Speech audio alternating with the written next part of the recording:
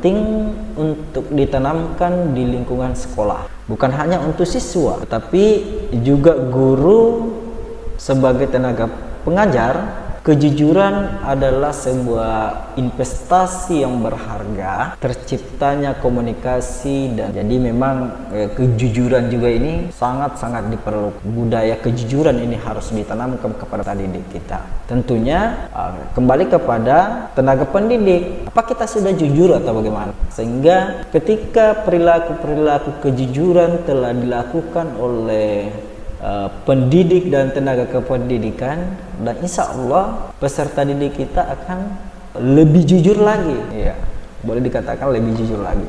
Dampak daripada positif dari menjadi manusia yang jujur ada untuk berbagai sisi kehidupan, apalagi di masa sekarang di mana sebuah kejujuran itu sangat mahal harganya. Karakter ini harus sudah dibangun dan ditanamkan sejak usia dini. Menjadi orang yang dipercaya orang lain adalah hal yang sangat indah untuk dimiliki seorang. Sekarang berbicara persoalan kejujuran, ya sulit ya.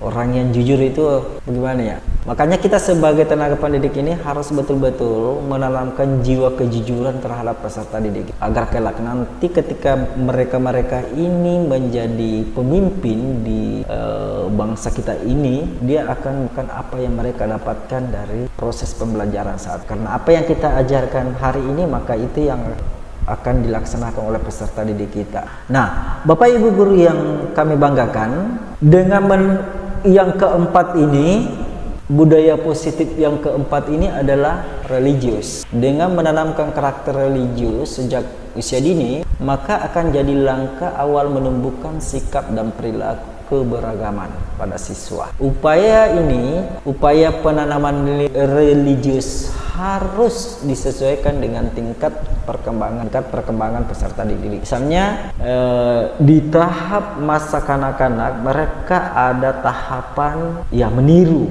Awalnya meniru dari yang dilihat dan didengar. Jadi anak-anak ini yang masih dalam tahapan masa kanak-kanak, ya awalnya adalah niru dari yang dilihat dan didengar. Apa yang mereka dengar, apa yang mereka lihat, itu yang akan tiru untuk dilakukan. Makanya lingkungan sangat faktor utama dalam perkembangan terbentuknya budaya positif terhadap diri kita. Yang biasa dilakukan oleh sekolah adalah membiasakan berdoa sebelum memulai kegiatan dan selalu bersyukur kepada Tuhan Yang Maha. Ini alhamdulillah terlaksana dengan membiasakan berdoa sebelum memulai kegiatan dan selalu bersyukur kepada Tuhan. Nah, peran guru sangatlah penting di sini untuk jadi teladan. Guru sebagai pengingat dan sebagai contoh untuk melaksanakan kegiatan bersifat religi. Ya, lagi-lagi kembali kepada tenaga ya, karena memang kita ini adalah tenaga pendidik, adalah model. Ya, kita adalah model. Jadi kita memberikan gaya, memberikan model, style kepada peserta didik kita. Ya. Nah, yang kelima, budaya positif yang mungkin kita akan tanamkan pada peserta didik kita adalah kepedulian. Ada kepedulian. Sikap peduli adalah tindakan yang selalu ingin memberikan bantuan kepada orang lain membutuhkan bantuan. Ya, ada keinginan, ada kemauan selalu ingin memberikan bantuan kepada orang lain, terutama orang yang sangat membutuhkan bantuan itu. Kepedulian siswa ini dapat ditanamkan di sekolah melalui berbagai cara. Salah satunya dengan menjenguk dan mengumpulkan uang dari teman-teman saat ada teman sekelasnya atau guru yang sakit. Ini juga ya, ada kepedulian ketika temannya sakit, bagaimana kemudian mungkin mereka kumpul uang atau apalah untuk mengurangi beban derita temannya tersebut. Saja gurunya yang sakit, 2 hari Bapak Ibu guru tidak sekolah, pasti anak-anak akan bertanya, kemana Bapak Ibu guru? Ya, mereka mencari tahu, oh ternyata si A, Bapak Ibu guru kami sakit. Dengan sendirinya, dengan sikap kepedulian itu muncul kepada peserta didik, akhirnya mereka melakukan hal yang dianggap ada kepedulian untuk membantu beban-beban Bapak Ibu guru atau teman-teman kelas. Dengan memiliki kepedulian dalam diri siswa sejak ini, maka mereka akan disenangi oleh banyak teman dan jadi terbiasa saling tolong menolong. Itu Poin yang kelima terkait dengan budaya positif, yaitu adanya kepada peserta kita. Kemudian yang keenam adalah sifat toleransi. Sebagai warga negara Indonesia dengan semboyan Bhinneka Tunggal Ika, dengan segala keragaman yang ada di dalamnya, karena itulah sangat yang penting.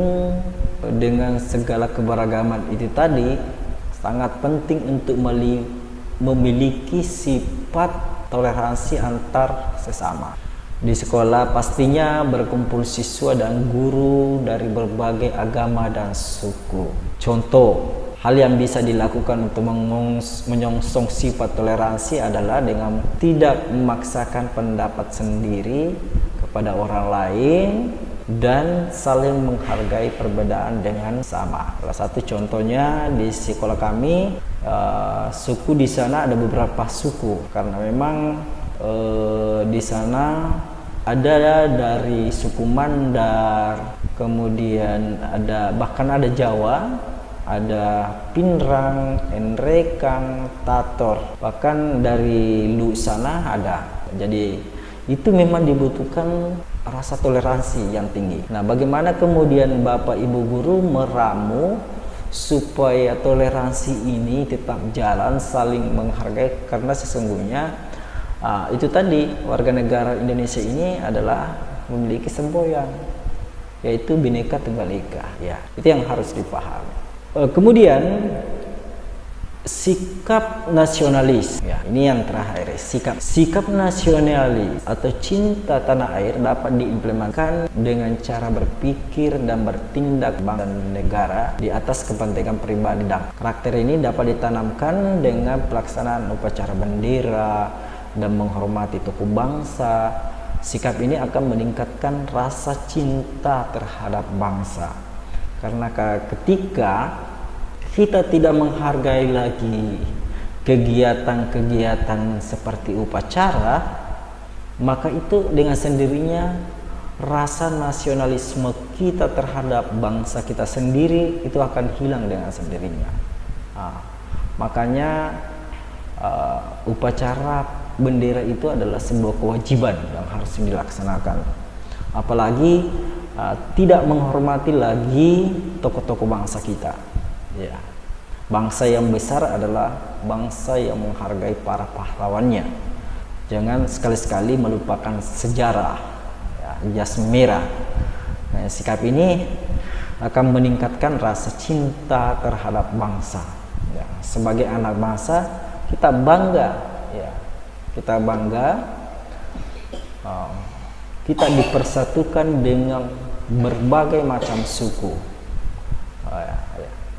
Kemudian dibungkus menjadi satu bangsa, satu tanah air, satu bahasa, yaitu Indonesia. Ya, saya kira seperti itu teman-teman. Ada 7 poin tadi yang dibahas tentang 7 budaya positif yang mungkin Bapak Ibu guru sudah dilaksanakan, tinggal dipermantap. Mudah-mudahan apa yang kami sampaikan ini bermanfaat kepada kita semua. Bagi teman-teman yang baru bergabung dengan channel kami harap silakan subscribe, like, dan share, dan jangan lupa untuk tombol loncengnya, notifikasinya, agar selalu mendapatkan informasi-informasi terbaru dari kami. Kami dari channel Edu Merdeka mengucapkan banyak terima kasih. Assalamualaikum warahmatullahi wabarakatuh.